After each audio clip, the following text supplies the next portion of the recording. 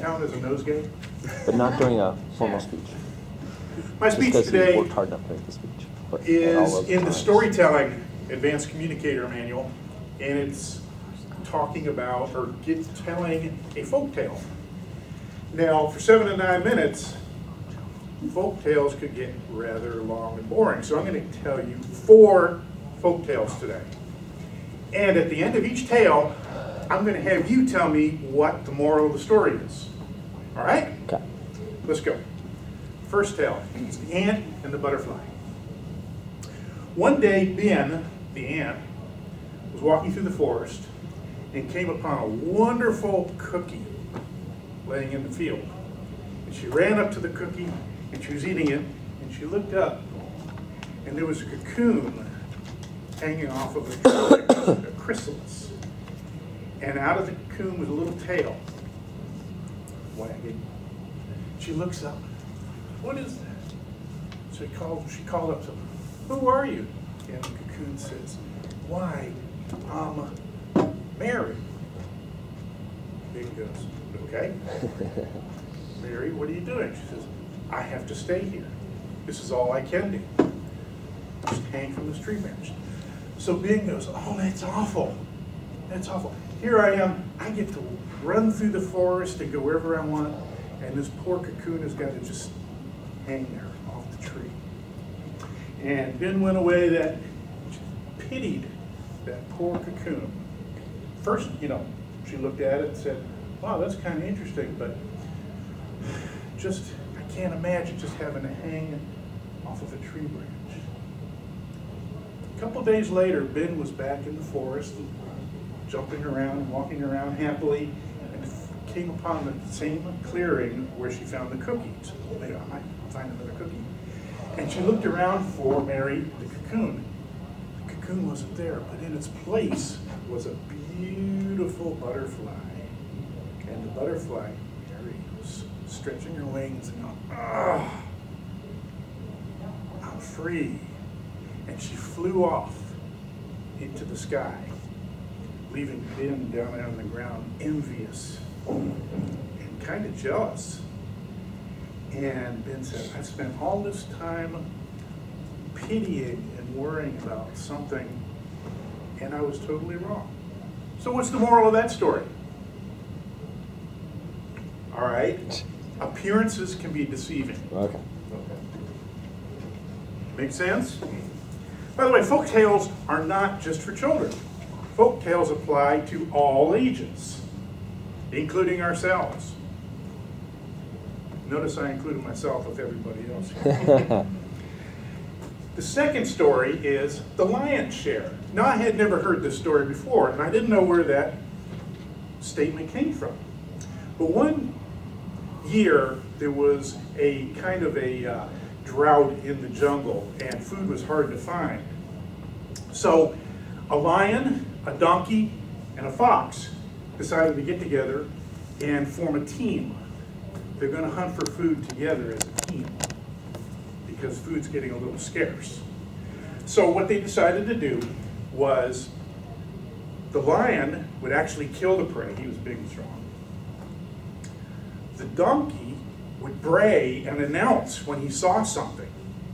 And the fox would chase it into the lion's grasp. Pretty good plan, right? Mm-hmm. So the first animal comes along. The donkey goes up and goes, hey, how you doing? And hee-haw, hee-haw. The fox goes, oh, there's prey. There's a little bunny rabbit. Little bunny rabbit. So the fox takes after the bunny rabbit. The bunny rabbit runs off, right into the clutches of the lion. The lion goes, rrr. The lion, true to his word, put it aside to wait for the end of the day. So the three of them do this all day long. And at the end of the day, they have this big pile of food. And the lion goes, okay, now we have to divvy it up. And the donkey says, I'll do that. The donkey takes 1/3 of it, puts it here. He takes another third, puts it here. And he takes the third and puts it here. He says, this is mine, this is for the fox, and this is for you, the lion. And the lion goes, excuse me, I think I did the hard work. He said, all you did was talk. And he told the fox, he said, all you did was run. I did the hard work. So I'm angry at you. And he killed the donkey and ate him. And the 3 piles are sitting there. He goes to Mr. Fox, would you please divvy that up? So the fox is thinking, I'm smaller than a donkey. So the fox takes a little tiny little bit of it and puts it over here and says, this is my share, you can have the rest. And the lion goes, that's what I was expecting, because I get the lion's share. So what's the moral of this story? Be careful who you deal with, because their expectations may not meet your own. My third story, the crab walk. One day, a mama crab and her little son crab were scooting across the beach in their usual crab-like way. And the mama crab sees a beautiful crane, you know, a bird, a beautiful white bird. And the crane is just standing there so elegantly and walking along. And the crane spreads its wings and takes flight into the air beautifully. And mama goes, son, wasn't that beautiful? Why don't you do that? And the son, being a beautiful son, said, okay, let me try. And the son tries to walk across the sand, and all he can do is go sideways. He can't even go forwards. He's got to turn and go sideways. And then when it comes to flying, he's hopeless. So mama gets very upset. She says, son, why can't you be like that crane? And the boy says, I don't know. I don't know. He says, I keep trying. He says, the son finally gets so exasperated, he says, Mama, can you show me how? And mama goes, no, I can't, because I can't do that. The son goes, I can't either, because I'm a crab. So the moral? Don't try to be a crane if you're a crab. You are. Makes sense. Accept what you are. Okay. And accept it in others probably where it's Now. not reasonable to expect more. That's not very motivational. Yeah. The last story.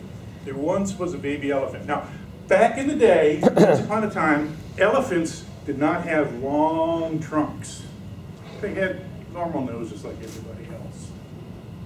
Really? So this little baby elephant was very curious. And he was always going around looking and asking questions. Mama, why is this? Mama, why is that? And he went to the whole elephant herd and he'd say, why is your tail whipping in the breeze? Why are there bananas on the trees? What do crocodiles have for dinner?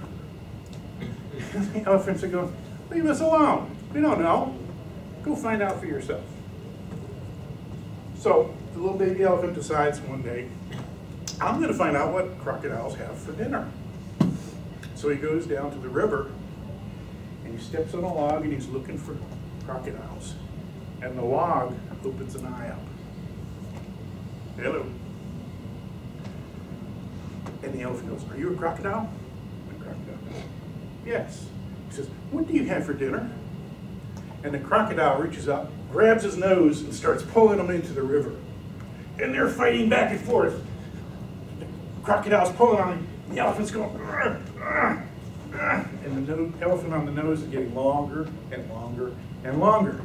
Finally, the elephant breaks free and goes back to the herd, and now he's got this big, long nose.